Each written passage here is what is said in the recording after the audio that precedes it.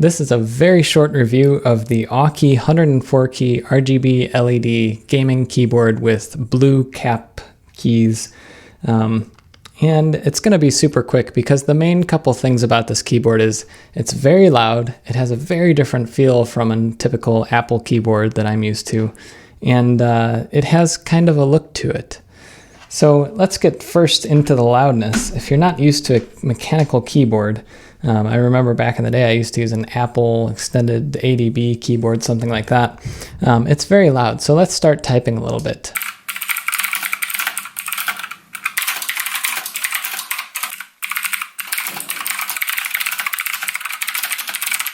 Yeah, it's loud.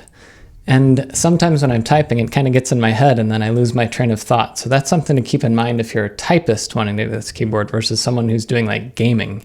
It might be great for some forms of gaming, especially it has like light up keys and things like that.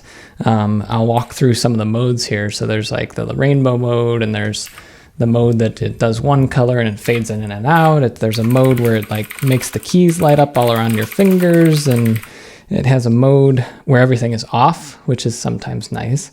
And it also has some more modes that I guess would cater to gamers, thinking that they would get more street cred if they have a keyboard that has lots and lots of different light patterns on it. But really, I use my keyboards for typing. I do a very tiny bit of gaming. Ever since I had kids, that number has gone down to like a small digit percentage. And so, you know, it's not... Reviewing this as a typing keyboard means that I see most of its flaws for typing and that it's super loud. It also has a lot of key travel, so my fingers get tired after typing a few pages worth of text. And the lights can really be distracting. It works pretty good. It's a solid keyboard. I do like that about it. It does harken back to when I used to use that old Apple keyboard. It feels solid. The keys feel weighty so that when you type on them, they feel good.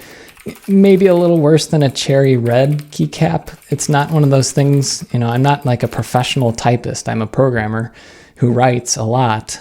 So I write a lot, but I'm not a professional typist. I'm not a professional gamer. I don't need that like -2 millisecond latency. So it's a good keyboard, but not the keyboard for me, who's a typist. You can get it on Amazon, and usually it's on sale around $50. If you need a keyboard like this, it's probably one of the better value options.